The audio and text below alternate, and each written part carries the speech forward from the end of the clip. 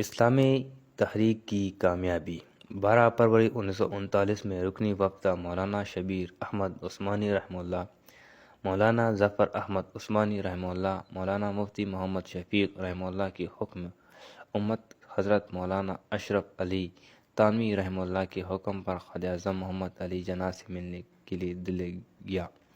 2.5 گھنٹے بعد ہوئی وفد نے خواجہ اعظم سے کہا کہ مسلمان کسی تحریک میں اس وقت تک کامیاب نہیں ہو سکتی جب تک کہ اس تحریک کی شریعت کے مطابق نہ چلائے۔ اس تحریک کی چلانے والے خود کو احکام اسلام کا نمونہ نہ بنائے،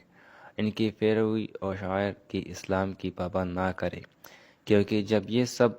خود کو احکام اسلام کا پابند بنا لے گی تو اس کی برکت سے نصرت اور کامیابی ان کے قدم چومے گی اور انشاءاللہ بہت جلد کامیاب نصیب ہوگی۔ وفد نے مزید کہا کہ مسلمان کی سیاست کبھی مذہب سے الگ نہیں ہوتی۔ مسلمانوں کی بڑے بڑے قائد مسجدوں کی امام بھی تھی اور میدان کی جرنیل بھی۔ اس وفد کے جواب میں خواجہ اعظم نے کہا کہ دنیا کی کسی مذہب میں سیاست مذہب سے الگ ہو نہ ہو، میری سمجھ میں ابھی خواب آ گیا